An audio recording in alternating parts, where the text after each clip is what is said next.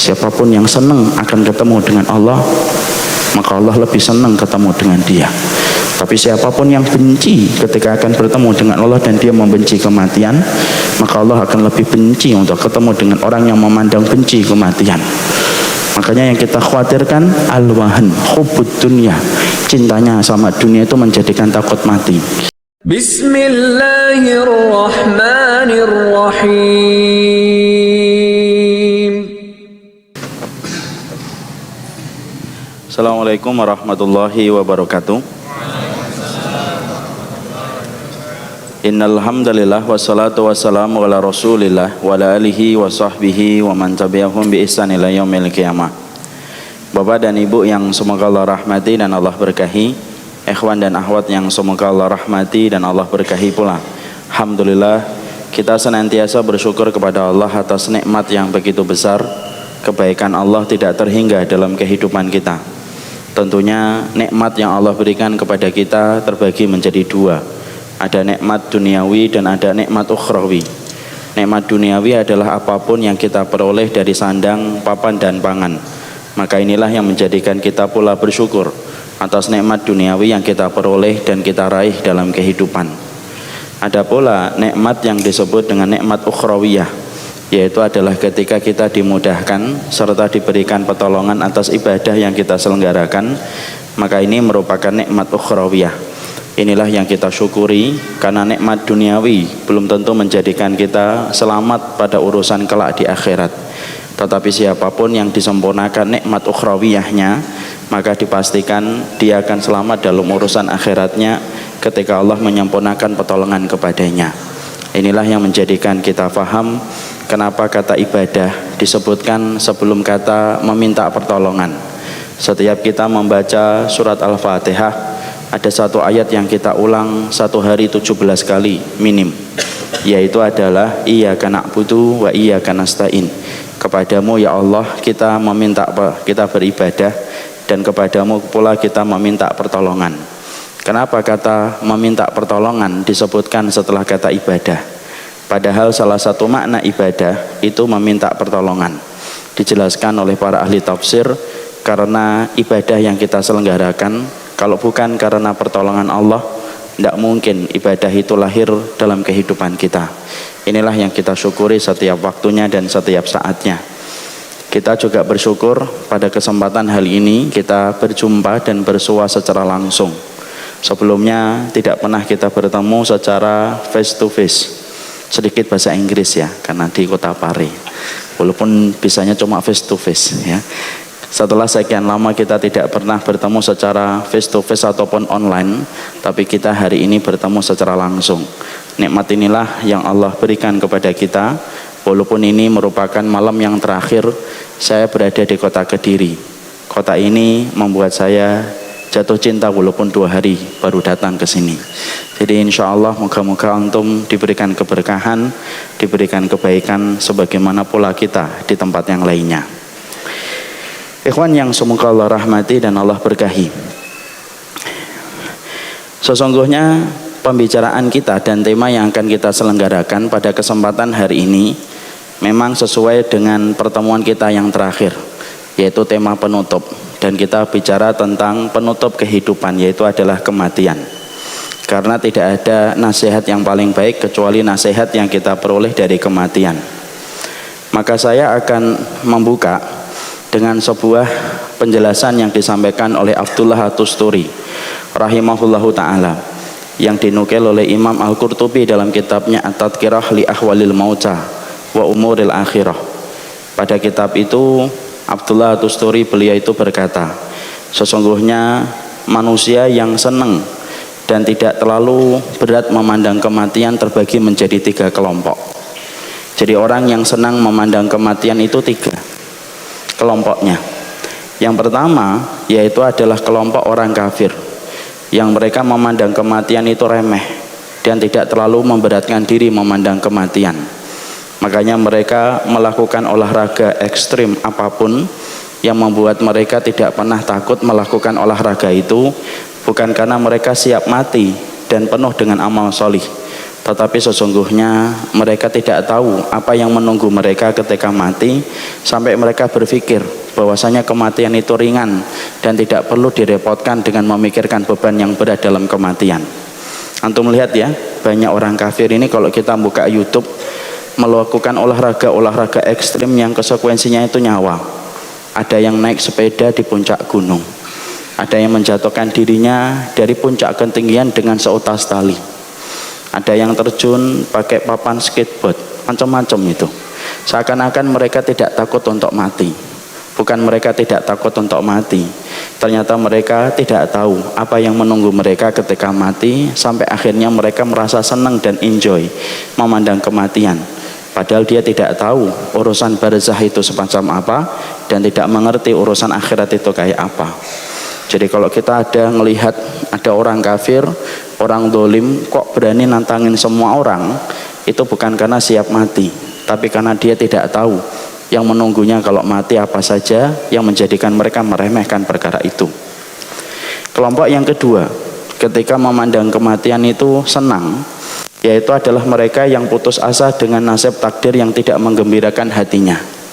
Sehingga ketika mereka mendapati ada persoalan dalam hidupnya yang berat, kemudian dia merasa kematian itu akan menjadi tempat dia melepaskan diri dari takdir yang berat ketika di dunia. Akhirnya mereka mandang kematian itu senang, seakan-akan kematian itu rehat dari masalah yang membelit mereka ketika di dunia.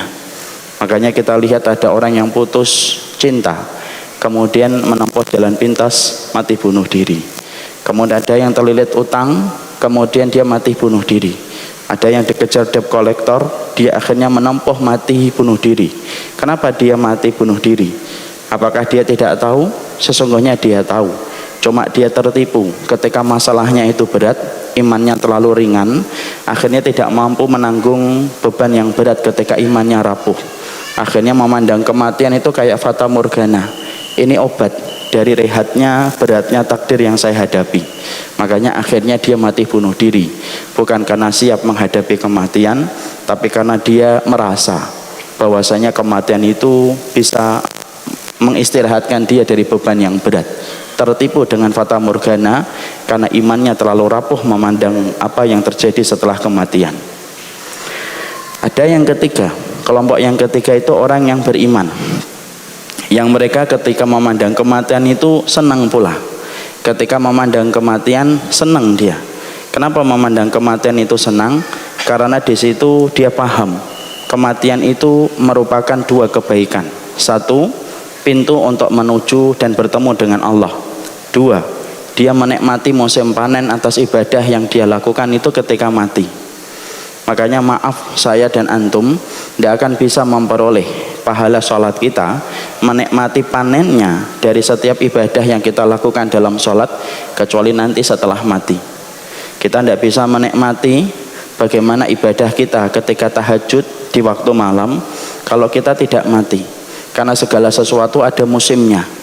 Duren ada musimnya. Nah, sekarang lagi musim duren di kota Kediri. Mangga ada musimnya, buah-buahan ada musimnya, ibadah pun ada musimnya.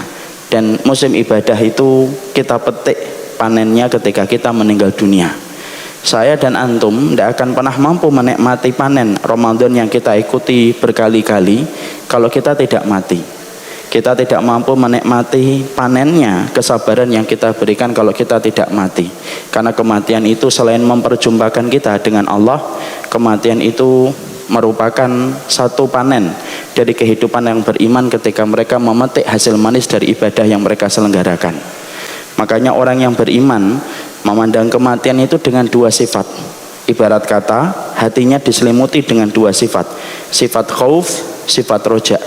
Khauf itu takut. Kadang-kadang kita takut memandang kematian, merasa bahwasanya ibadah kita masih minim, merasa bahwasanya taubat kita khawatir kalau belum diterima oleh Allah dengan taubatan nasuha. Tapi khaufnya itu tidak mengalahkan sifat roja.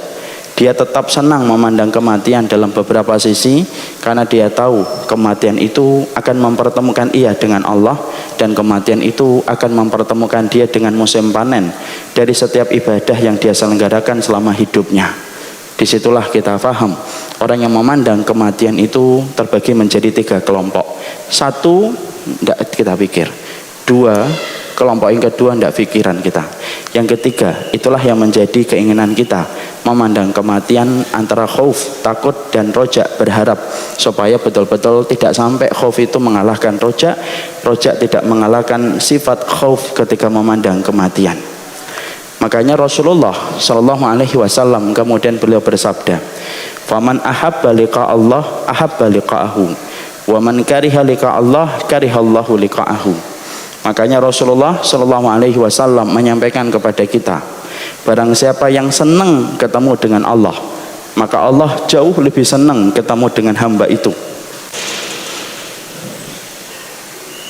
Ya, ujian yang pertama.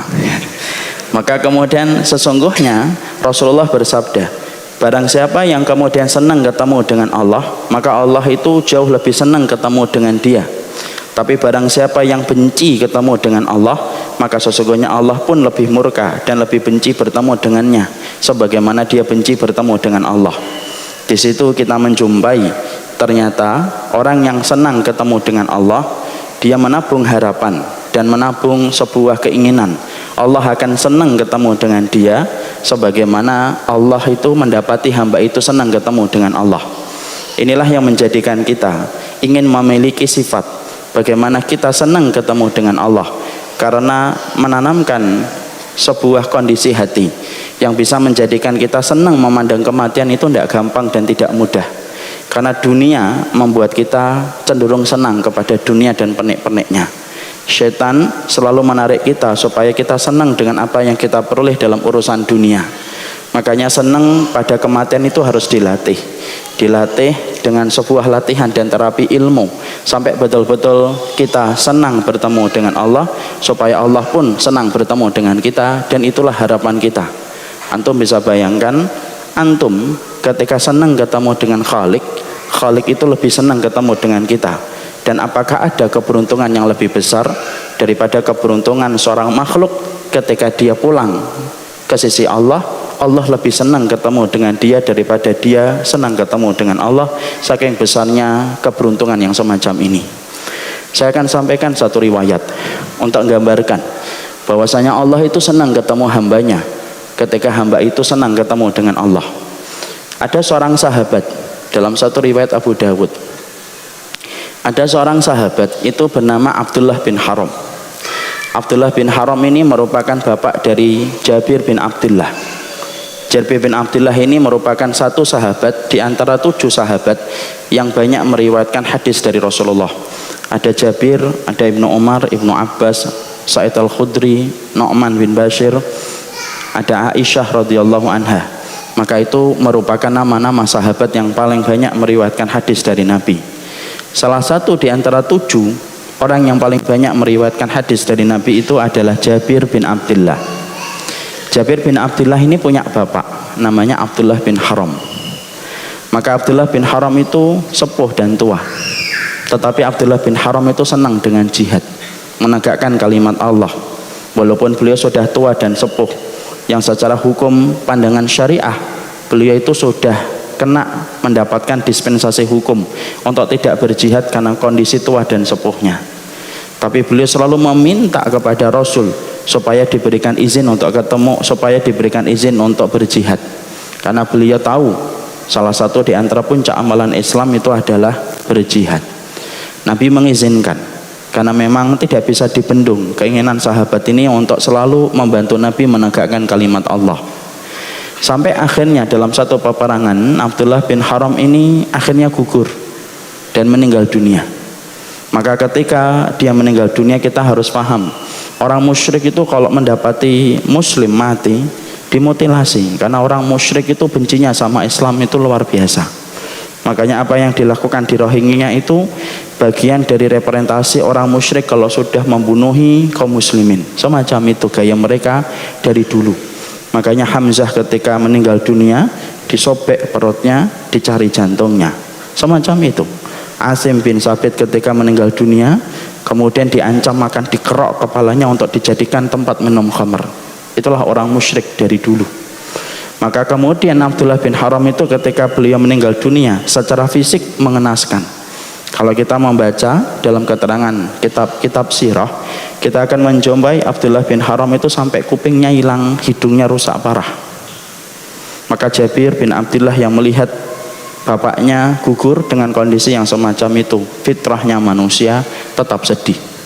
Kemudian Jabir bin Abdullah itu iktizal, dia kemudian agak menepi dari keramaian manusia, dan beliau diam meneteskan air mata, sedih, wajar.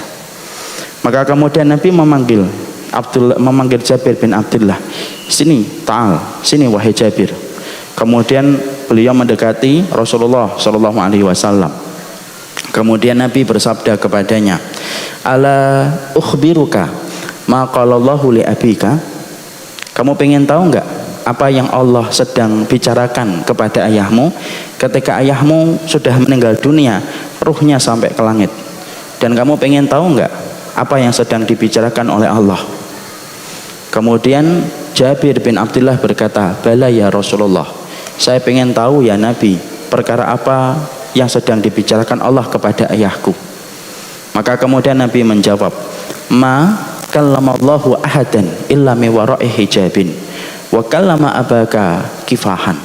Wahai Jabir, kamu harus tahu ya, Allah itu kalau mengajak bicara kepada setiap ruh yang telah meninggal dunia, Allah tidak mengajak bicara kecuali di belakang hijab, di belakang sater, di belakang penutup, maka tidak bicara langsung. Tapi ketika Allah itu menyambut ayahmu Abdullah bin Haram, maka Allah itu mengajak bicara secara langsung, kifahan. Kifahan itu face to face, wajhan biwajhin, wajah. Maka kemudian Allah itu berkata kepada Abdullah bin Haram, disambut dan diajak bicara, Masya Allah, tamanna alayya u'tika, kamu minta apa, aku kasih, kata Allah. Padahal saat itu Abdullah bin Haram sudah mendapatkan surga. Maka Abdullah bin Haram kemudian berkata, antuhyani fa'uqtalu fika saniatan. Kalau boleh saya meminta ya Allah, maka kemudian hidupkan saya sekali lagi, supaya saya gugur dalam peperangan, merasakan kembali mati di peperangan, saking nikmatnya mati dalam medan peperangan itu. Allah kemudian bersabda, Allah kemudian berfirman, innahu sabaqa minni innahu la yurja'un. Sesungguhnya ketetapan takdir yang telah aku tetapkan, setiap yang mati aku tetapkan tidak balik dalam kehidupan dunia. Lalu kemudian Allah meminta kembali kepada Abdullah bin Haram, tamanna alayya u'tika, minta apa, aku kasih. Kemudian akhirnya Abdullah bin Haram itu berkata, fa'ablik man warai, sampaikanlah berita dan kondisiku sekarang ini kepada orang setelahku, dari anak-anakku, keluargaku, sahabat-sahabatku, tentang nikmat yang engkau berikan kepadaku. Maka Allah kemudian membayar kontan, cash. Allah turunkan surat Ali Imran. Allah kemudian menyampaikan di dalam ayat itu, wala tahsabannal ladzina qutilu fi sabilillahi amwat bal ahya'un inda rabbihim yurzaqun. Jangan kamu mengira orang yang mati di dalam peperangan itu terbunuh, tetapi mereka hidup di sisi Allah dalam kondisi dikasih rezeki oleh Allah. Kisah ini memberikan faedah kepada kita. Kenapa Allah menyambut Abdullah bin Haram sedemikian luar biasanya?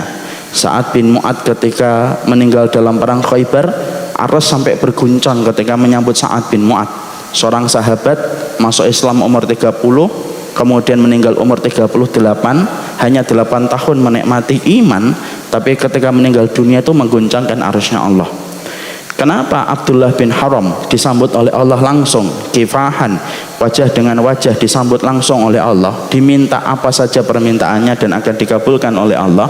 Semua itu menyampaikan kepada kita, siapapun yang senang akan ketemu dengan Allah, maka Allah lebih senang ketemu dengan dia.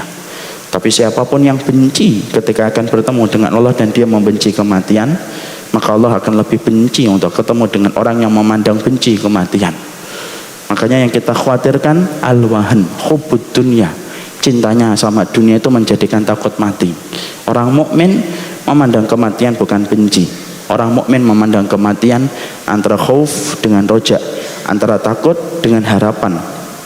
Disitulah akhirnya kita paham Ternyata mencintai kematian itu harus dilatih dengan ilmu, ditanamkan dengan keyakinan, kumpul sama orang solih, kajian tiap waktu. Itu salah satunya melatih supaya kita tidak membenci kematian, tetapi memandang kematian dengan perasaan suka dan gembira, supaya Allah nanti suka menyambut kita sebagaimana sukanya kita akan bertemu dengannya. Dan itulah yang menjadikan kita akhirnya memilihkan tema merenung dari kematian, yaitu kita bicara tentang kematian. Kita ingin tahu tentang bagaimana sifat kematian. Karena kalau manusia dan masyarakat muslim secara umum, rata-rata kalau mereka memandang kematian hanyalah sederhana, proses tertutupnya mata dan tercabutnya ruh dari jasad, itu tok, tidak lebih daripada itu. Padahal kematian itu tidak sederhana yang kita sering bayangkan. Memang kematian itu dicabutnya ruh dan tertutupnya kemudian mata ketika meninggal dan terbujur kaku di alam barzah. Tapi banyak sekali komponen-komponen ilmu yang berdasarkan kepada riwayat yang disampaikan oleh Rasulullah dan disampaikan pula oleh Allah yang harus kita mengerti tentang kematian dengan berbagai macam keterangan-keterangan yang mengikutinya. Makanya kita hari ini akan membicarakan satu persatu poin-poin penting yang berkaitan tentang kematian, supaya kita paham, supaya kita ngerti. Karena mencintai kematian itu harus dilatih. Latihan itu sesuai dengan bimbingan ilmu, bukan dengan prasangka, bukan pula dengan praduga. Sekarang mari kita buka poin-poinnya. Poin yang pertama, kita bicara dulu sifat kematian itu semacam apa. Banyak dari kita yang kemudian akhirnya membatasi kematian sebagaimana yang tadi kita sebutkan, hanya menutup mata, tercabutnya ruh dari jasad. Padahal kematian itu memiliki banyak sifat yang mengelilinginya, dan kita harus paham itu sifat-sifat kematian supaya penjelasan serta maklumat yang disampaikan Nabi, informasi yang disampaikan dalam sabda Rasulullah bisa membuka kepada kita satu wawasan dan memberikan pencerahan. Makanya kita bicara dulu sifat kematian itu semacam apa saja. Kita kemudian mendapati dari keterangan Imam Qurtubi dalam kitabnya At-Tadhkirah, ternyata kematian itu memiliki banyak sifat. Yang pertama, kata beliau, kematian itu selalu datang tiba-tiba. Walaupun kemudian kita sudah mempersiapkan, selalu tidak ada kata siap ketika kematian itu betul-betul datang. Sebagaimana kalau kita ditinggalkan ibu, selalu tidak pernah ada kata siap bagi seorang anak ketika ditinggalkan ibundanya. Maka kematian pun sama. Kematian itu datangnya itu secara tiba-tiba. Dan sesungguhnya kita berapapun lamanya mempersiapkan kematian, pasti orang itu akan merasa kematian itu adalah tiba-tiba. Makanya kemudian kita mendengar ada sebuah kata-kata hikmah, fakam min salimin mata bi ghairi illatin, fakam min saqimin asya hina minad dahr. Ada kata-kata hikmah di kalangan para ahli hikmah ketika mereka menyampaikan dalam syair yang panjang. Saya penggalkan syairnya. Berapa banyak orang yang sehat umurnya lebih pendek daripada mereka yang sakit, matinya tanpa sebab. Ya, berapa banyak orang yang sehat malah kemudian umurnya lebih pendek, dan berapa banyak orang yang sakit umurnya lebih panjang daripada yang sehat. Kadang-kadang kita menjumpai ada orang di rumah sakit sudah 2 bulan belum meninggal dunia, tapi kadang-kadang kita menjumpai ada orang paginya pakai kaos kaki, yang melepaskan kaos kakinya orang lain ketika di waktu siang, pakai jubah di waktu siang, yang melepaskan jubahnya orang lain ketika di waktu sore, pakai kacamata di waktu sore, yang melepaskan kacamatanya orang lain ketika di waktu malam. Dan itulah yang menjadikan kita paham kematian itu tiba-tiba, dan tidak ada satupun manusia yang tahu kapan itu meninggal dunia. Hatta Rasulullah itu tidak pernah tahu kapan beliau meninggal dunia secara detail, kapan waktunya. Memang Nabi tahu secara global bahwasanya lonceng kematian sudah diperdengarkan kepada beliau, tapi kapan meninggalnya Nabi tidak mengerti dan Nabi tidak tahu. Itu Rasul. Kalau kemudian lonceng-lonceng kematian itu apakah Nabi sudah tahu? Tahu. Contohnya surat An-Nasr ketika diturunkan kepada Rasul, maka beliau mengatakan, "Nu'iyat ilayya nafsi," lonceng kematianku telah diperdengarkan oleh Allah ketika turunnya surat An-Nasr. Makanya antum pahami ya ayat yang pertama, idza jaa nasrullah wal fath. Kalau sudah datang pertolongan Allah dan kemenangan. Kenapa itu menunjukkan dekatnya ajal Rasul? Ikhwan, kalau Nabi sudah ditolong, kalau Nabi sudah dimenangkan, berarti tugasnya Nabi sudah selesai. Kalau tugas sudah selesai, berarti beliau tugasnya tinggal balik kepada sisinya Allah. Makanya surat An-Nasr ketika diturunkan, Nabi mengetahui beliau sudah dekat dengan kematian. Itu secara umum. Tetapi secara detail Nabi tidak pernah tahu kapan beliau itu akan meninggal dunia. Makanya kalau kita membaca dalam riwayat yang panjang dalam Ashabus Sunan, kecuali Ibnu Majah, kita mendapati bahwasanya Nabi ketika meninggal pun tidak ada yang menyadari bahwasanya meninggal itu pada hari Senin. Kalau antum membaca nanti di dalam kitabnya Mahmud Misri tentang bagaimana Abu Bakar menemani Rasulullah dalam detik-detik kematiannya, di situ disampaikan riwayat yang panjang tentang proses meninggalnya Rasul. Rasul itu sakit dari hari Jumat malam sore. Kemudian beliau berkata kepada Aisyah, "Mur Abu Bakar fal yaumun nas." Kasih tahu kepada Abu Bakar supaya dia mengimami para sahabat. Sempat Aisyah itu berkata, "La ya Rasulullah, innahu rajulun raqiq." Jangan Abu Bakar ya Rasul. Sesungguhnya dia adalah laki-laki yang lemah. Kalau membaca Al-Quran itu tenggelam dalam tangisannya. Karena Abu Bakar itu kalau baca Quran selalu nangis. Tapi Rasulullah tidak mau merubah siapapun nama itu kecuali Abu Bakar. Abu Bakar kemudian menggantikan posisi Nabi yang semakin berat di dalam sakitnya. Lalu kemudian Abu Bakar sholat dari Jumat sore, kemudian sampai Sabtu sampai Ahad. 3 hari Rasulullah tidak keluar ke Masjid Nabawi untuk mengimami sholat dan tidak kelihatan. Senin pagi Rasulullah keluar dari rumahnya Aisyah. Kalau antum pengen tahu rumahnya Aisyah, bayangkan kuburannya Nabi itu adalah kamarnya Aisyah. Raudhah dengan karpet hijau itu Masjid Nabawi pada saat itu. Tempat Ma'dan itu tempat adzannya, itu kemudian dulu adalah mimbarnya Rasulullah Shallallahu Alaihi Wasallam. Maka pada hari Senin pagi Rasulullah itu keluar.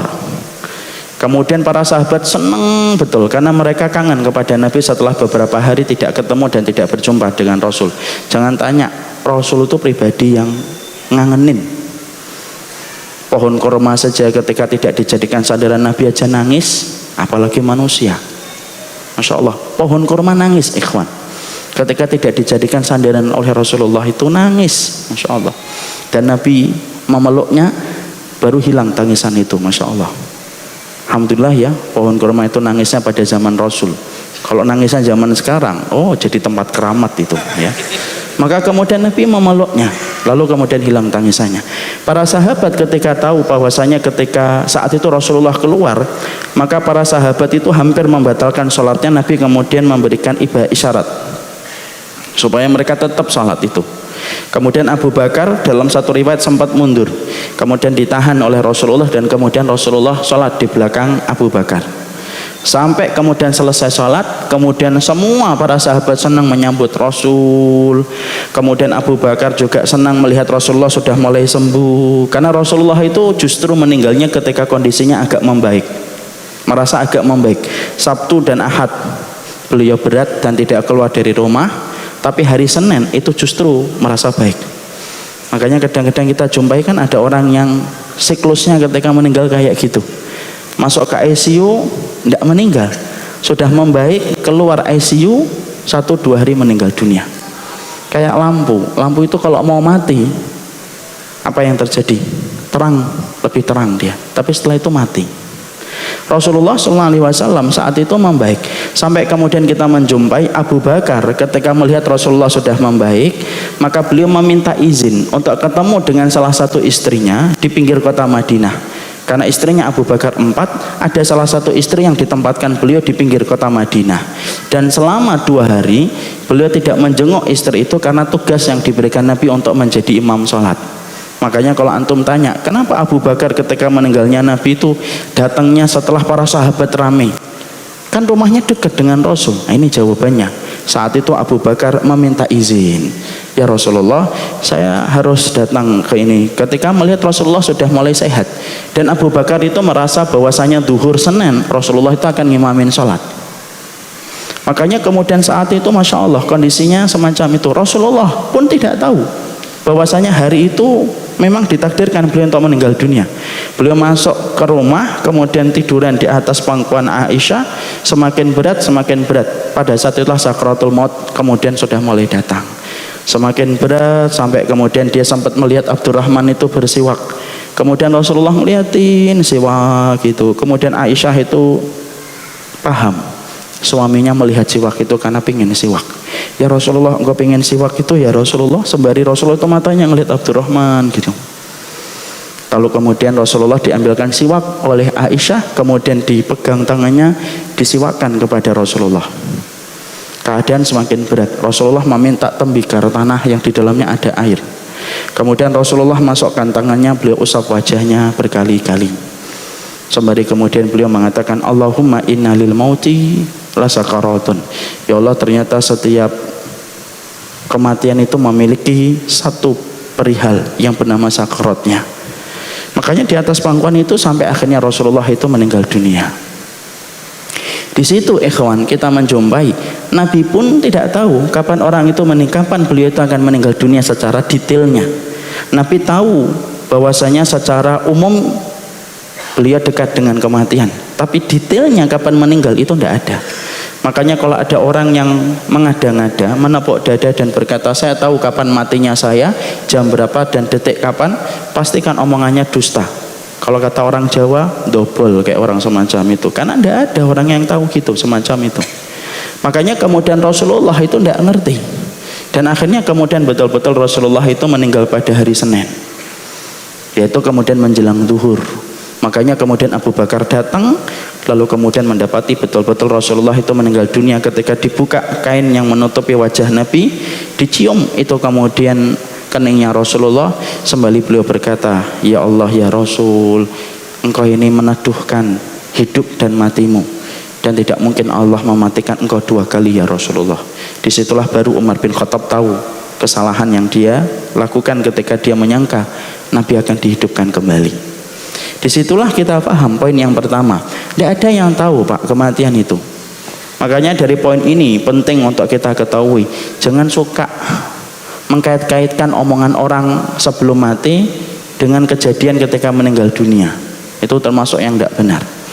Misalkan misalkan ada yang meninggal antum nih hari ini, kemudian kadang-kadang kita suka mencocok-cocokkan omongannya. Oh kemarin dia itu ngomong pengen pulang, ternyata itu sinyal dari dia kalau dia itu pengen meninggal dunia. Enggak Pak, dia ketika ngomong pengen pulang itu ya karena pengen pulang, bukan karena dia merasa itu akan meninggal dunia. Kita kadang-kadang mendapati orang meninggal hari ini, ternyata beberapa hari yang lalu dia ngomong, saya kok pengen makan soto ya. Oh ternyata itu soto terakhir yang dia minta. Enggak ada. Kalau udah tahu mau meninggal dunia ngapain minta soto, kan nggak ada. Itu namanya dicocok-cocokkan Pak. Kalau bahasa ilmunya itu ilmu cocokologi, dicocok-cocokkan gitu. Oh ternyata dia kemarin tuh minta tiwul, itu tiwul yang terakhir. Enggak lah, enggak ada yang tahu tentang kematian. Dan jangan suka menyebutkan tentang itu, karena sesungguhnya tidak ada yang tahu tentang kematian seseorang, karena sesungguhnya kematian itu datangnya tiba-tiba. Dan tidak ada yang tahu kematian kecuali adalah Allah yang menetapkan. Makanya kita cuma harus paham kematian itu sifatnya cepat, tiba-tiba. Makanya kemudian kita akhirnya mendapati berapa banyak orang yang pakai jubah tapi yang melepaskan jubahnya orang lain. Berapa banyak orang yang pakai jilbab tapi yang melepaskan jilbabnya itu adalah orang lain. Itu yang pertama. Yang kedua, sifat kematian.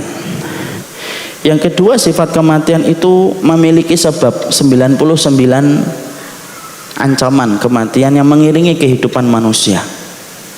Jadi kalaulah kita ibaratkan ini manusianya, ini ada bayang-bayangnya. Dia diikuti dengan 99 ancaman kematian.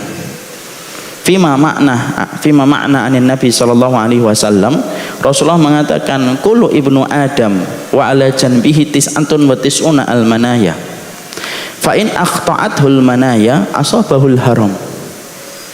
Rasulullah itu mengatakan setiap anak Adam ketika dia berdiri, dia itu diikuti dengan 99 ancaman kematian. Makanya kemudian manusia itu sebenarnya pindah dari satu ancaman kematian pada ancaman berikutnya. Dan kita kemudian memiliki 99 ancaman kematian dalam kehidupan kita.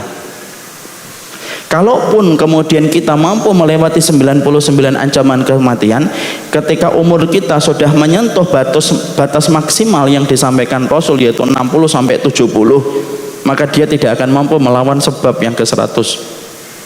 Dan itu adalah al-haram. Al-haram itu apa? Tua dan renta yang akan menghantarkan dia menuju kepada alam persaksian. Makanya kemudian di situ akhirnya kita paham. Jadi dekatnya kita dengan kematian itu sampai Nabi menyebutkan ada 99 ancaman kematian. Kalaupun kita selamat dari ancaman jantung, belum tentu kita selamat dari ancaman diabetes. Antum selamat dari ancaman diabetes, belum tentu antum selamat dari ancaman kecelakaan di jalan. Ada yang kemudian selamat dari ancaman kecelakaan di jalan, belum tentu dia selamat dari ancaman ketika dia mendapatkan penyakit asam urat. Semua sebab itu ada 99 semenjak kita lahir. Dan kita itu meninggal antara sebab yang ke-1 sampai ke 99 itu.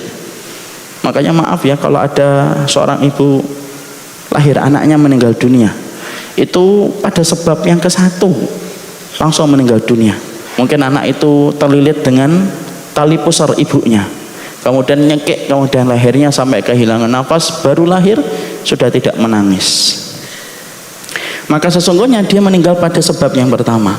Ada yang kemudian lama gitu, umur 9 tahun meninggal dunia, itu mungkin pada sebab yang ke-13-14, kita tidak ngerti detailnya kapan. Ada yang kemudian teman kita SMP gitu, sekarang sudah 40 tahun, kemudian dia meninggal dunia, mungkin pada sebab yang ke-40, mungkin 45, mungkin 47 dia meninggal. Terus sampai kemudian kalau manusia menyentuh angka 70, dia sudah melewati 99 ancaman kematian. Dan dia tinggal satu saja, yaitu adalah al-haram, tua dan renta, yang tetap tidak akan dia bisa lawan kecuali akan menghantarkan dia kepada alam persaksian. Jadi maaf ya kalau ada di antara bapak-bapak ini yang sudah umurnya 70 tahun, itu 99 ancaman kematian sudah dia lewati, tinggal menghadapi satu. Kayak bapak saya umurnya 83, ibarat kata 99 ancaman kematian sudah lewat. Ancaman jantung sudah ndak, ancaman diabetes ndak, walaupun itu nanti penyebabnya, tapi sebenarnya bukan itu, dia itu meninggalnya karena al-haram. Saya punya jamaah Pak di Bintaro, beliau ini sudah menyentuh 70, orangnya masih sehat, Masya Allah. Itu kalau kajian di depan saya, pegang kitab, ada kitab 40 karakteristik kajian di masjid komplek beliau, selalu terdepan dia. Kemudian sempat dibicarakan sama pengurus, bapak itu sehat kayak gitu sudah 70 tahun, kalau meninggal itu kenapa ya nanti ya. Ternyata kemudian sekian lama, setahun atau 2 tahun habis pembicaraan itu, ternyata kemudian beliau akhirnya meninggal juga. Dan meninggalnya apa? Bukan jantung, bukan diabetes, bukan asam urat, tapi meninggalnya adalah ketika habis sholat maghrib, beliau pulang sebentar, tiba-tiba ada motor anak muda berandalan kenceng tanpa lampu, nabrak beliau ketika pakai sepeda, langsung meninggal di tempat. Itulah kematian, kita tidak pernah tahu. Makanya sebabnya itu ada 99.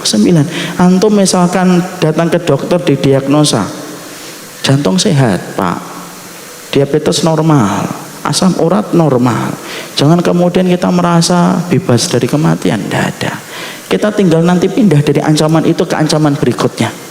Makanya kemudian ada sebuah kisah nyata. Isa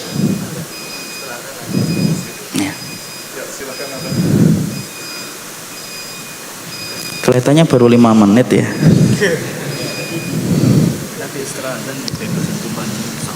Oke, habis anda. Kita lanjutkan bapak-bapak sampai besok pagi ya.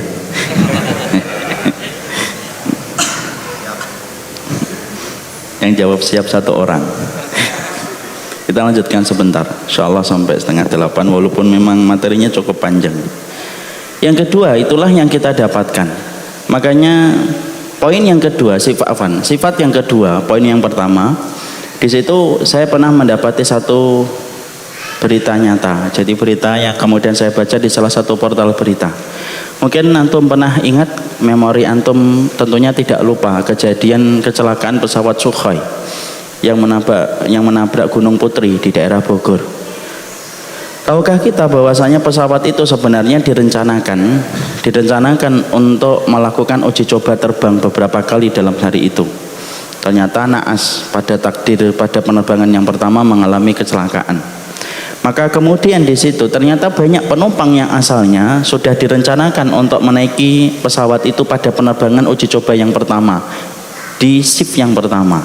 Tapi ternyata banyak calon-calon penumpang yang tidak jadi naik. Ya, karena memang penerbangan flight pertama itu diisi dengan para pejabat dan lain sebagainya yang punya koneksi tentang penerbangan. Ada yang tidak jadi berangkat kena macet, ada yang tidak jadi berangkat ketika mereka punya urusan penting dan akhirnya ngundur pada penerbangan yang kedua dengan berbagai macam alasan. Saya baca dalam salah satu portal berita yang unik adalah ada salah satu calon penumpang pada penerbangan yang pertama, dia tidak jadi naik pada penerbangan yang pertama karena kondisi jalanan macet. Ternyata akhirnya dia baru tahu ketika pesawat itu mengalami takdir dan musibah, naas. Maka kemudian tidak jadi. Dia selamat dari kecelakaan pesawat Sukhoi. Dia merupakan salah satu orang yang cukup dikenal di daerah Jakarta. Ternyata beberapa bulan kemudian ada kabar beliau meninggal dunia kena serangan jantung. Di situ kita paham kan, sebenarnya beliau diselamatkan dari ancaman pesawat Sukhoi, tapi ternyata beliau tidak selamat pada ancaman penyakit jantung yang beliau dapatkan. Disitulah kita paham sebenarnya manusia itu hanya berpindah dari satu ancaman kepada ancaman berikutnya, dari satu ancaman kepada ancaman berikutnya. Dan ingat, saya dan antum memiliki 99 ancaman kematian, dan kita hanya pindah dari satu ancaman kepada ancaman berikutnya. Itu yang kedua. Yang ketiga, kita harus memahami. Yang ketiga yang harus kita kemudian paham, sesungguhnya kematian itu ada hubungan erat dengan rezeki. Ini termasuk di antara pelajaran akidah yang nanti kita akan dapatkan. Karena banyak orang yang memisahkan antara kematian dengan rezeki, seakan-akan tidak ada hubungannya dan tidak ada koneksinya. Salah.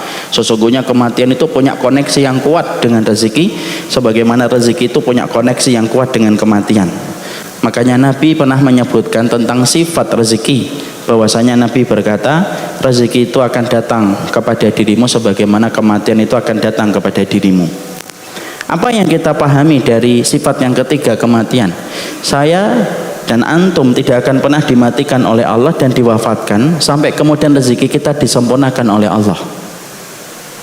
Makanya ketika kita bicara kematian, maka kematian itu menjadikan kita ini tenang. Ketika kita paham sifat kematian itu tidak akan dimatikan kita sampai sempurna kematian yang kita, sampai sempurna rezeki yang kita peroleh. Makanya orang kalau memahami ini tenang hidupnya, tidak perlu nyenggol yang haram, tidak perlu nyenggol yang syubhat, dan tidak perlu nyenggol hal-hal yang kemudian dibenci oleh Allah. Kenapa? Karena dia tahu kematian itu ada kaitannya erat dengan yang dinamakan dengan rezeki. Nabi sampai beliau bersabda, la yamuta ahadun hatta yastawfiya rizquha. Tidak akan mati seseorang itu sampai rezeki yang paling terakhir yang dia dapatkan itu dia peroleh, baru dia dimatikan oleh Allah. Makanya dalam asar dari Hasan Al-Basri rahimahullahu ta'ala, sampai Hasan Al-Basri itu mengatakan dan menceritakan, setiap orang itu didatangi oleh malaikat maut seharinya 3 kali, sembari malaikat maut itu membawa catatan rezeki orang itu. Kalau catatan rezekinya masih ada, ditinggal, nanti datang yang kedua. Tetapi Hasan Al-Basri tidak menceritakan detail kapan 3 waktu ketika malaikat maut datang untuk memeriksa catatan rezeki kita. Kalau yang kedua masih ada, ditinggal lagi, kemudian datang yang ketiga. Makanya kita hari ini masih hidup, duduk di sini, ya karena rezeki kita masih ada. Makanya kemudian ada sebuah riwayat untuk menjelaskan tentang masalah ini. Ada sebuah tulisan dari seorang ulama ketika menjelaskan tentang sifat kematian, bahwasanya kematian itu tidak akan disempurnakan sampai kita mendapatkan rezeki secara sempurna. Yaitu adalah kisah nyata. Ada seorang ulama yang kemudian beliau itu kemudian sedang jalan, tiba-tiba mendengar suara teriakan minta tolong. Ternyata suarakan teriakan minta tolong itu datang dari sumur. Kemudian beliau mendekat kepada sumur itu dan ternyata ada orang. Diselamatkan kemudian orang itu, dan ketika diselamatkan sampai ke atas, basah kuyup orang itu. Kemudian setelah agak tenang, orang itu meminta segelas air. Ada air enggak? Ada. Ulama itu berusaha mencarikan air. Setelah kemudian dapat air, diminum sama orang itu sampai habis. Lalu kemudian orang itu kemudian ditanya sama ulama yang menyelamatkan, kok bisa Bapak kejebur sumur, gimana ceritanya? Orang itu kemudian mengingat-ingat, oh iya, kenapa saya bisa kejebur sumur? Dia bangkit dari duduknya, kemudian mendekat kembali ke bibir sumur, kepleset, kejebur lagi. Yang kedua kalinya ketika kejebur langsung meninggal dunia.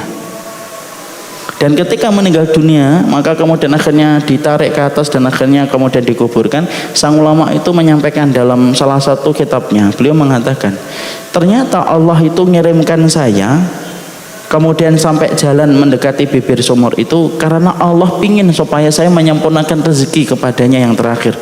Rezekinya apa? Segelas air. Ketika orang itu sudah mendapatkan rezeki segelas air, baru kemudian dia diwafatkan dan dimatikan oleh Allah setelah segelas air itu dia dapatkan. Di situ kita belajar, Pak, orang yang hari ini nyenggol yang haram, nyenggol yang syubhat, pikiran kita itu sederhana. Segitunya perkara dunia sampai kemudian dia nyenggol yang haram dan nyenggol yang syubhat. Padahal kalau rezeki dia itu 1 miliar, walaupun dia tidak nyenggol yang haram, tidak akan mati dia sampai 1 miliar itu dia dapatkan. Makanya ada sebuah kisah lagi zaman sekarang itu, saya pernah baca blognya salah satu orang yang hijrah. Maka beliau itu nuliskan bagaimana kisah perjalanan dia hijrah. Dan ketika dia hijrah itu asalnya ketika dia itu profesinya dalam sesuatu yang haram, maju mundur untuk meninggalkan profesi itu, sampai kemudian akhirnya dia itu mendapatkan sinyal hidayah dari Allah. Karena Allah itu mengirimkan sinyal hidayah kepada kita setiap waktu, cuma hati kita yang gagal merespon setiap sinyal hidayah. Ketika kemudian orang itu mendapatkan orang tuanya tiba-tiba jatuh koma, maka dia langsung karena berbakti sama orang tuanya, dia ngajukan cuti, dia ingin menunggu bapaknya dalam proses komanya itu. Ditunggu bapaknya ketika koma, dan tiba-tiba kemudian bapaknya bangun dari koma masih lemah betul, ngobrol sebentar. Dan ketika kemudian ngobrol sebentar, bapaknya minta es krim 1 condong, es krim, Pak. Dia bergegas nelpon kemudian dokter meminta supaya kemudian apakah boleh dia memberikan es krim itu. Dokter menjawab di ujung telepon, kasih aja Pak, nanti segera saya akan pergi ke sana. Dan ternyata kemudian dia akhirnya menyuapin es krim 1 contong itu kepada bapaknya. Disuapin itu, habis 1 contong habis. Setelah itu sempat kemudian ngobrol, walaupun masih lemah, tiba-tiba ngedrop lagi keadaannya sampai koma dan akhirnya meninggal dunia. Yang menarik, kejadian itu menjadikan beliau betul-betul menyadari tentang rezeki. Akhirnya beliau itu pindah dan hijrah. Beliau tinggalkan itu pekerjaan haram yang sebelumnya beliau itu masih maju mundur untuk meninggalkan. Beliau kemudian berkata di blognya, blog itu salah satu halaman di internet. Kemudian dia menyampaikan di blognya itu, kalaulah ayah saya rezeki yang paling terakhir itu es krim, dan ketika dia sedang koma dibangunkan dulu oleh Allah, bangun ente, es krimnya belum. Dan ternyata kemudian setelah bangun kemudian disempurnakan es krim itu sampai 1 contong itu kemudian habis, baru dimatikan oleh Allah. Kemudian beliau berkata, lu kalau es krim 1 contong aja dikasih dan tidak luput, beliau menjadikan saya ragu untuk meninggalkan yang haram, sampai saya itu menikmati profesi saya yang haram itu apa, ditinggalkan, Pak. Di situ kita paham akhirnya apa? Kematian itu mengajarkan akidah kalau kita paham. Makanya disitulah sifat yang ketiga, rezeki kita itu yaitu nanti yang terakhir. Nanti kalau habis ini ada bapak-bapak, habis ini makan lele Lamongan, nanti jam 10 batuk-batuk 3 kali meninggal, cegukan 2 kali, ya berarti rezeki terakhirnya lele. Kalau ada di antara kita yang kemudian habis minum es jeruk kemudian setelah itu meninggal, berarti kemudian ya terakhirnya itu es jeruk. Tapi yang jelas adalah tidak usah khawatir, rezeki kita itu sudah dijamin, Pak. Makanya kemudian tidak perlu kita ragu meninggalkan yang haram, karena tidak akan dimatikan kita sampai rezeki kita disempurnakan oleh Allah. Itu yang ketiga. Sifat kematian yang keempat, poin yang pertama, yaitu sifat kematian. Yang keempat itu apa sifat kematian? Yang keempat, sifat kematian itu memiliki sakaratul maut. Semua orang merasakan sakaratul maut. Yang tidak merasakan sakaratul maut cuma satu, orang yang mati syahid di jalan peperangan ketika membela kalimat Allah. Yajidu ahadukum kamasil qarsah. Orang yang meninggal dalam peperangan itu sebagaimana digigit semut. Makanya orang yang mati syahid, kata Nabi, tidak ada penduduk surga yang pengen balik ke dunia padahal di dunia itu miskin, kecuali satu, orang yang meninggalnya mati syahid. Saking indahnya mati syahid. Tapi selain orang yang mati syahid, semuanya merasakan sakaratul maut. Makanya Rasulullah pun merasakan sakaratul maut. Makanya saya pernah mendengar satu video dari salah satu ustadz mengatakan Rasul itu tidak merasakan sakaratul maut. Saya mencintai beliau karena Allah, tapi video itu salah. Rasul merasakan sakaratul maut. Makanya sakaratul maut itu kita harus paham. Sebelum kita membahas sakaratul mautnya Nabi, sakaratul maut itu apa sih Ustaz? Sakaratul maut itu sakarat rasa sakit yang didapatkan sebelum menjelang kematian. Itu namanya sakarat. Dan Rasulullah itu sakaratul mautnya itu 2 kali sakaratul maut orang biasa. Ya. Makanya kemudian kita mendapati Rasulullah itu sampai berkali-kali mengatakan Allahumma inna lil mauti la sakaratun. Sampai ketika Ibunda Fatimah masuk ke rumahnya Aisyah saat itu ngelihat Rasulullah itu nangis.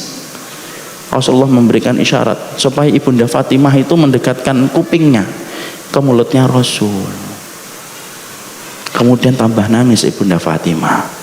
Nabi ketika melihat Ibunda Fatimah tambah nangis karena beliau putri yang paling beliau cintai, kemudian Rasulullah memberikan isyarat supaya Ibunda Fatimah kembali mendekatkan kupingnya. Dibisikkan yang kedua. Setelah dibisikkan yang kedua, barulah Ibunda Fatimah mencoba tersenyum di antara isak tangisnya. Ketika sudah meninggal Rasulullah, Ibunda Aisyah nanya, yang dibisikkan Nabi apa yang membuatmu menangis? Yang dibisikkan Nabi apa ketika membuatmu tersenyum?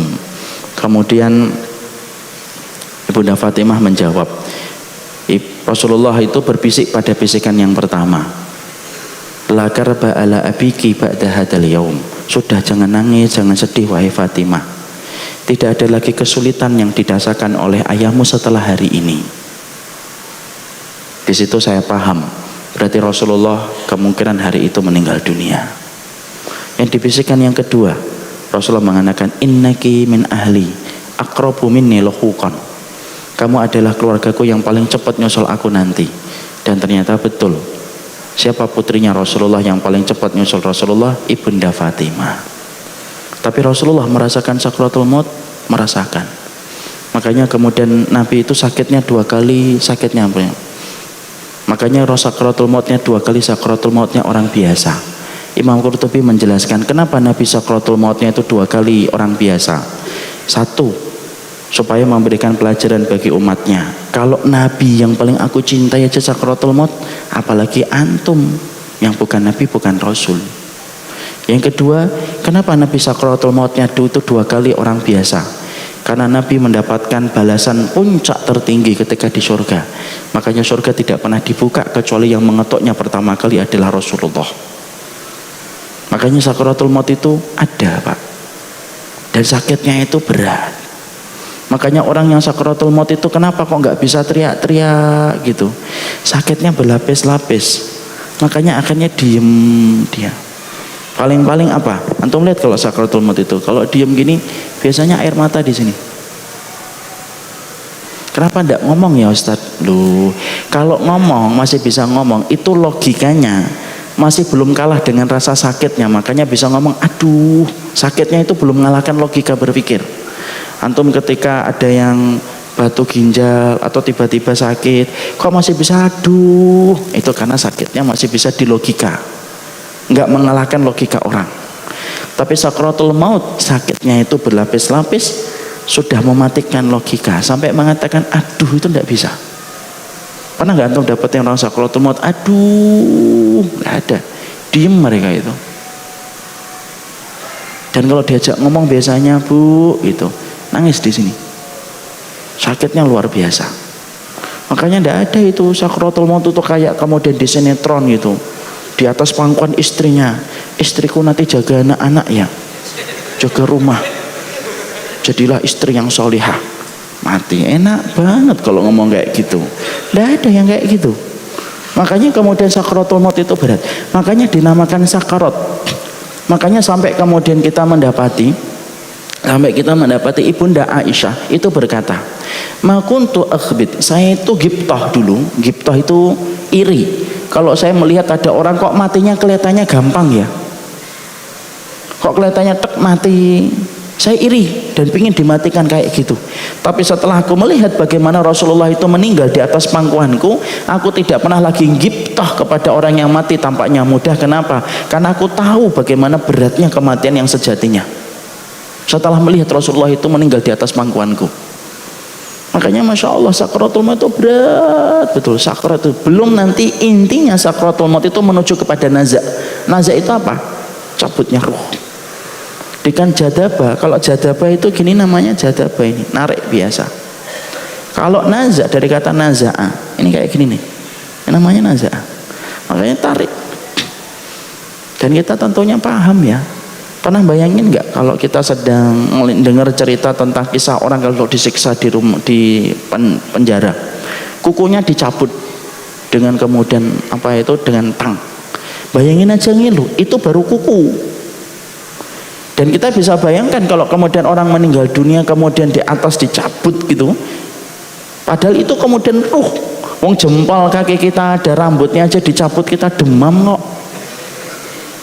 Ini ruh dicabut. Makanya kemudian orang ketika sakratul maut itu diem aja dia. Diemnya itu bukan kemudian dia itu tidak merasakan apa-apa, tidak, justru sakit yang berlapis-lapis sampai mengatakan aduh sudah nggak mampu dia.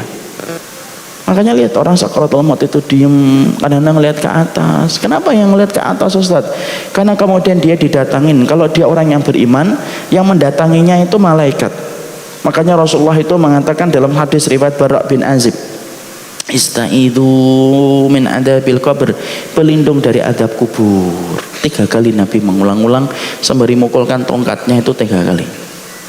Kemudian Nabi berkata, "Idza kanal mu'min fi inqita'i minad dunya wa iqbalu minal akhirah, ja'ahul malaikah minal malaikah.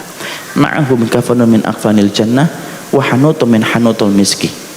Orang itu kalau akan meninggalkan dunia dan datang dalam urusan akhiratnya, maka datang kepadanya itu malaikat.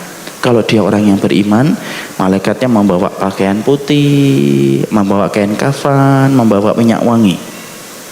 Kemudian kalau dia bukan orang yang beriman, malaikatnya datang hitam dan menyeramkan, membawa 2 barang, kain kafan dari neraka, pecut yang diambil dari neraka. Fajalasu inda muddil basar. Dan mereka duduk, malaikat itu sejauh mata dia memandang.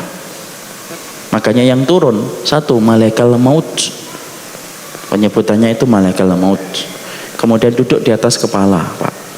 Makanya kemudian orang itu kalau sakratul maut, pertama kali yang dingin mana? Telapak kaki dia, dingin dia.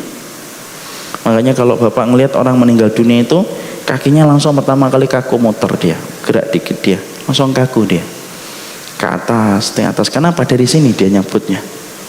Makanya ketika kita mentalkin itu sebelah kanan, pelan-pelan kalau mentalkin itu, la ilaha illallah. Jangan buru-buru, kata Imam Qurtubi, nanti memberatkan hatinya, menyesakkan dadanya. Nggak usah la ilaha illallah, la ilaha illallah. Ayolah Pak, nggak usah gitu. Bila ilaha illallah, dipegang kepalanya. Kemudian kalau sudah sakratul maut, diem aja dia, jangan pernah meninggalkannya. Karena itulah medan pertempuran terakhir kalinya ketika setan masih berusaha mengajak dia untuk murtad dari agama Allah. Makanya orang itu kalau sudah ibunya sakratul maut, dampingin. Yang nangis-nangis pergi dulu, supaya tidak menyesakan dada. Orang dengar orang nangis itu sesek dada, Pak. Yang nangis-nangis pergi dulu. Kalau nggak berhenti tangisannya, murotal dimatikan dulu. Tenang keadaan, ditalkin pelan-pelan di telinganya, la ilaha illallah. Ya, Sampai nanti kalau dia beriman, Allah yang meneguhkan. Makanya Allah yang menggerakkan bibirnya kalau dia beriman. Sebagaimana surat Ibrahim, yusabbitullahu alladhina amanu bil qawli tsabit fil hayatid dunya wa fil akhirah. Allah teguhkan orang yang beriman omongannya di dunia dan di akhirat. Makanya dia kalau beriman mengucapin la ilaha illallah. Makanya kalau ditalkin sudah ngucapin itu sudah, jangan diajak bicara lagi. Alhamdulillah ya Pak, alhamdulillah, talkin lagi. Berarti ucapan terakhirnya itu alhamdulillah. Ya, makanya kemudian ditalkin pelan-pelan itu. Sakitnya berat, ngeliatin gitu. Sampai akhirnya ketika dicabut nazak sudah mulai datang, ngelewatin itu. Dan yang paling terakhir ngikutin ruh itu apa? Mata. Makanya Nabi kemudian berkata, innar ruh idza qubida tabi'ahul basar. Ruh itu kalau dicabut, yang paling setia ngikutin ruh kalau dicabut itu mata. Makanya mata orang itu kalau meninggal dunia ketika terbuka, jangan kemudian dikatakan su'ul khotimah, ini matanya terbelalak. Enggak, itu fitrah. Makanya dia gini. Atau kadang-kadang buka dikit, itu dia ngeliatin ruh dicabut dari jasad dia. Karena yang paling setia dari anggota tubuh itu mata sama ruh. Dilihat gitu. Terus gimana kita Ustaz? Ya sudah, nutup aja. Allahumma firlahu warhamhu wa'afihi wa'fu anhu. Enggak usah takut, tutup. Kecuali kalau dia buka kembali ya baru kita kabur bareng-bareng Pak. Nah, kalau enggak ya sudah. Maka kemudian nutup. Dan itu beratnya sakaratul maut. Makanya sampai kemudian ketika sakaratul maut itu Masya Allah, betul-betul yang paling berat itu sakaratul maut itu. Dan itu dirasakan setiap orang. Mungkin ada yang bertanya, oh, Ustadz saya kok ngeliat ada orang yang tabrakan langsung mati, tes langsung mati. Kapan sakaratul mautnya? Loh, jangan membicarakan sakaratul maut yang sifatnya itu adalah gaib. Kemudian dengan pandangan kita, mungkin pandangan kita seakan-akan orang ini sakaratul mautnya kapan?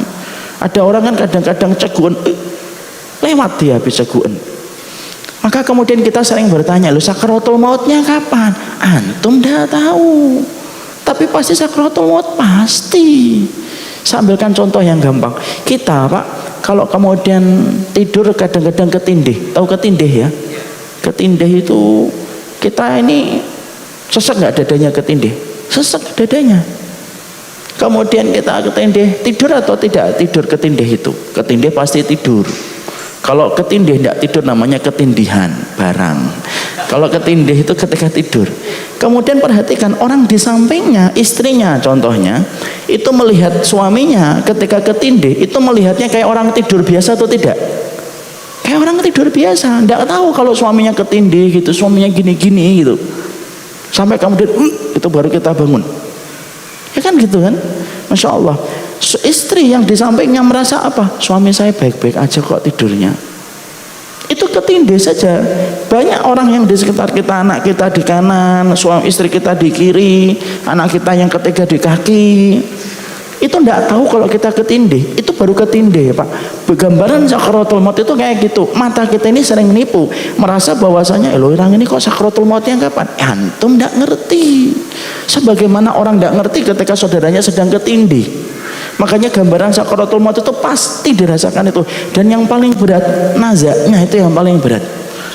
Makanya kalau orang sudah sakaratul maut itu sudah tidak usah diajak bicara, talqin aja di sebelah kanannya ini, pegang kepalanya. Pelan-pelan gitu. Dan kita harus paham ketika mentalkin itu pelan-pelan, yang lembut. Sampai betul-betul kita berdoa semoga kemudian diberikan husnul khotimah yang mudah. Tapi disitulah kita paham sifat kematian yang keempat itu pasti punya sakaratul maut. Kita ini cuma beda waktu Pak. Orang tua kita yang sudah meninggal dunia mengambil waktu lebih cepat untuk merasakan sakaratul maut. Tapi pasti sakaratul maut itu datang. Kemudian yang kelima, sakaratul maut itu kemudian kematian itu yang kelima sifatnya apa? Kematian itu sehidup seakhirat satu kali. Tidak ada orang yang kemudian mati sampai 2 kali, tidak ada. Sehidup seakhirat matinya 1 kali. Orang kalau sudah mati sudah tidak akan lagi mati lagi. Tidak ada lagi kematian setelah kematian yang pertama. Karena sesungguhnya setiap orang ketika mereka sudah meninggal, ketika merasakan pintu kematian itu sehidup seakhirat satu kali. Makanya nanti ketika dia mendapatkan nikmat ketika dikubur ataupun mendapatkan adab ketika dikubur, tidak mati. Makanya sampai orang di dalam neraka pun Allah tidak pernah mensifati mati. Allah cuma mengatakan apa? La yamutu fiha wala yahya. Dia tidak mati, tidak hidup. Kalau mati penduduk neraka enak, sejenak dia istirahat dari siksa. Tidak ada kok. Makanya kemudian kita membaca dalam hadis yang panjang, ada sebuah hadis panjang gitu. Ketika Allah mengumpulkan manusia nanti di padang mahsyar, maka kemudian Allah itu memanggil makhluknya. Yang dipanggil itu al-maut. Ainal maut? Mana kematian itu? Datang kematian itu kepada Allah. Karena maut itu kematian, sebagaimana karena maut itu makhluk, sebagaimana hidup itu makhluk. Maut datang kepada Allah, diserupakan dengan sebagaimana domba yang gemuk oleh Allah. Kemudian Allah penggal kepala kematian itu. Makanya semenjak Allah memenggal kematian, kata khalidina fiha diterapkan. Makanya penduduk neraka itu sampai minta mati aja tidak bisa. Ya Allah, matikan saya. Tidak muluk-muluk dia, tidak minta surga dia. Dia tidak muluk-muluk minta surga, cuma minta satu, matikan ya Allah. Itu pun tidak dimatikan oleh Allah. Itulah penduduk neraka. Kenapa? Semenjak Allah menyembelih kematian, semenjak itu kata khalidina fiha diterapkan. Makanya orang mati itu sekali saja Pak, seumur hidup, seumur akhirat. Tidak ada lagi kemudian kematian yang kedua, yang ketiga, yang keempat, tidak. Bahkan kalaupun ditakdirkan masuk surga tidak pernah mati, ditakdirkan masuk neraka tidak pernah mati selama-lamanya. Setiap kemudian dia seksanya sampai menyentuh dia dengan kematian, kulitnya diganti dengan kulit yang baru. Masya Allah ya, dalam surat An-Nisa itu kita harus paham ya Pak, kenapa Allah itu kalau nyiksa penduduk neraka itu dikatakan setiap kulitnya itu kemudian kulitnya sudah habis, kulamana dijat juluduhum, kemudian ketika kulitnya habis diganti dengan kulit yang baru. Kenapa api neraka itu tidak pernah nyentuh tulang sampai kemudian tulang itu gosong, tapi cukup kulit itu habis diganti kulit yang baru? Para dokter kulit menyampaikan ilmunya Pak. Karena kalau manusia terbakar itu yang paling sakit adalah ketika api itu menyentuh kulit. Kenapa? Kulit ini jutaan syaraf terkumpul di kulit Pak.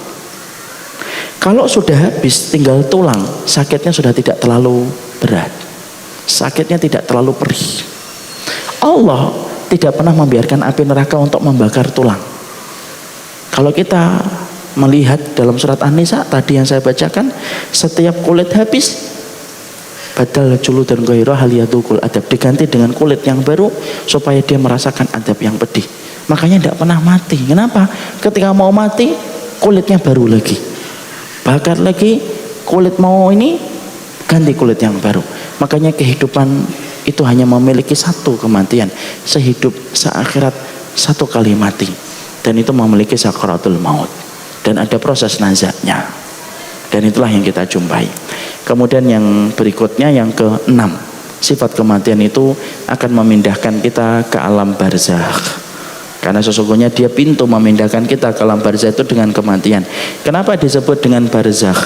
Kalau kita merujuk kepada surat Al-Mu'minun ayat yang ke-100, disebutnya barzakh itu karena tembok yang tebal yang tidak mampu ditembus itu barzakh. Makanya tidak ada Pak kejadian ruh itu balik ke dunia, mendatangi kembali rumahnya. Karena kalau ada ruh yang bisa balik ke rumahnya, berarti penamaan alam dengan alam barzakh itu batal. Ketika masih ada ruh yang bisa balik, makanya ruh itu dia akan berpindah ke alam barzakh, dan dikatakan barzakh itu tembok yang tebal yang tidak mampu ditembus, itu namanya barzakh. Tidak ada Ustaz kisah dan riwayat bahwasanya ruh itu balik, tidak ada. Balik ke rumahnya gitu. Nanti sedih Pak, ternyata rumahnya dijual. Loh, kok dijual ya? Nah, terus pada pindah kemana? Nggak ada. Makanya kalau sudah meninggal dia pindah ke alam barzakh, dan alam barzakh itu alam yang tidak bisa ditembus. Ada nggak ruh bergentayangan Ustaz? Tidak ada ruh bergentayangan. Dan kalau kita sampai mengatakan itu, maaf ya, berarti kita secara tidak langsung menuduh Allah itu tidak mengurus ruh ketika telah meninggal dunia. Padahal yang menggenggam semua ruh itu Allah. Tapi ada kok orang mati bunuh diri, malamnya kelihatan lagi orang yang mati bunuh diri itu setan. Karena setan itu bisa menyerupai wajah manusia. Sekali-kali kita bahas itu alam setan nanti sekali-kali oleh kemudian Ustadz di sini. Setan itu bisa menyerupai apa saja, Pak. Makanya kemudian kalau setan itu wujudnya kepada manusia, itu setan yang menyerupai wajah manusia. Tidak ada ruh bergentayangan, tidak ada. Makanya gambaran hantu itu tidak ada kan. Gambaran hantu itu orang setiap bangsa itu kan beda-beda. Kalau orang Amerika pakai jas putih, giginya runcing, Dracula. Kalau orang Cina lompat-lompat. Kalau ada kertas kuning di sininya berhenti. Yang paling ngenes itu Indonesia, ngesot. Sama kemudian lompat-lompat, kemudian pakai, kemudian itu karena imajinasi. Tidak ada ruh bergentayangan itu. Tapi ada kok orang yang kemudian dikatakan oleh Rasul. Itu ada. Yaitu adalah nafsul mu'min mu'allaqatun baina sama'i wal ardi bidainihi hatta yuqda dainuhu. Karena ada itu dalilnya Ustaz. Orang yang punya hutang tergantung antara langit dan bumi sampai dia hutangnya dibayarkan, itu bukan bergentayangan. Dia kesakitan ketika dia itu hutangnya itu belum dibayar. Bukan kemudian dia gentayangan gitu, muter-muter gitu. Lah ngapain? Wong hidup di dunia aja jarang jalan-jalan, kok mati malah jalan-jalan. Ada banyak urusan yang harus dia urus ketika di alam barzah. Tidak ada bergentayangan. Dia merasakan sakit, itu maksud hadisnya. Bukan kemudian dia jalan-jalan bergentayangan, apalagi kemudian pakai rok mini, si manis jembatan Ancol, masya Allah ya Allah. Sampai mati aja masih maksiat. Hidup maksiat, mati maksiat. Loh emang kita kira hidup ini tidak ada Allah apa? Itulah kalau tidak paham akidah. Disitulah kita ngerti sifat kematian yang ke-6. Sifat kematian itu yang ke-6 apa? Kematian itu akan memindahkan kita ke alam barzah. Disebutnya alam barzah karena tidak bisa ditembus. Makanya orang kalau sudah meninggal dunia tidak bisa balik dia. Ada enggak ruh-ruh yang mereka bergembira ketika meninggal? Ada penjelasan dari Imam Qurtubi, hadisnya dihasankan oleh beliau. Ruh itu Pak, kalau mereka betul-betul dalam keadaan baik, maka kemudian dia itu nanti akan kumpul dengan ruh-ruh yang baik. Dan kalau mereka menyambut keluarganya yang baru datang, mereka nanya, gimana keadaan keluarga kita? Dan itu panjang riwayatnya. Tapi di situ kita paham sifat kematian itu ada 6. Itu poin yang pertama, sifat kematian. Apa poin yang kedua, 3, 4, 5, 6, 7? Kapan-kapan kita bahas insya Allah. Sudah 7:30 ya. Dan memang waktunya terbatas. Memang harusnya kajian ini disampaikan daurah dari pagi sampai siang, tapi tidak apa-apa. Setidaknya kita ngerti tentang merenung kematian walaupun baru membahas sifat kematian itu sendiri. Tapi disitulah kita memahami mencintai kematian itu harus dilatih. Makanya baca Quran ngelatih mencintai kematian. Kumpul orang solih ngelatih bagaimana kita mencintai kematian. Karena siapapun yang senang ketemu dengan Allah, Allah lebih senang akan ketemu dengan dia sebagaimana dia senang bertemu dengan Allah. Barakallahu fikum. Kapan-kapan sifat kematian itu biar dijelaskan sama Ustadz Rifki insyaallah. Ada sebuah kitab yang boleh dijadikan rujukan dalam masalah ini Pak. Moga-moga ada yang mau membahasnya, yaitu kitab At-Tadhkirah. Pembahasannya bagus, runut, dan akhirnya kita akan paham banyak persoalan kematian yang selama ini luput dari perhatian kita. Semoga kita termasuk orang yang gembira melihat kematian dan kemudian tidak membenci kematian sebagaimana orang yang lemah iman ketika membenci kematian. Barakallahu fikum. Ini yang dapat saya sampaikan. Ini kalau kita lanjutkan ya sampai subuh juga belum tentu selesai karena panjangnya pembahasan tentang kematian. Tapi cukuplah ini menjadi pembahasan kita, setidaknya Bapak paham, Ibu mengerti. Kematian itu ternyata harus dipelajari. Bukan hanya masalah sholat yang dipelajari, bukan hanya haji yang dipelajari, hatta urusan matinya kita pun harus kita belajar dengan sunnah dan petunjuk yang disampaikan Rasulullah Sallallahu Alaihi Wasallam. Saya serahkan kembali kepada Ustadz untuk mengatur berikutnya. Terima kasih. Jazakumullah khairan jazak pada Ustadz Umar Mita. yang sudah memberikan ulasan-ulasannya mengenai renungan-renungan menuju kematian. Untuk itu kami ucapkan juga terima kasih kepada para hadirin yang sudah mendatangi Masjid Al-Idqon Yayasan 4 Mei dalam rangka mendengarkan tausiah dari Ustadz Umar Mita dan juga mensyiarkan, mendakwahkan, menyambut dakwah dari Ustadz Umar Mita di kesempatan pada malam ini. Dari saya, bila ada yang kurang berkenan mohon maaf. Kita tutup dengan doa kafaratul majelis. Subhanakallahumma wa bihamdika asyhadu an la ilaha illa anta wa astaghfiruka wa atubu ilaik. Billahi taufiq wal hidayah. Wassalamualaikum warahmatullahi wabarakatuh.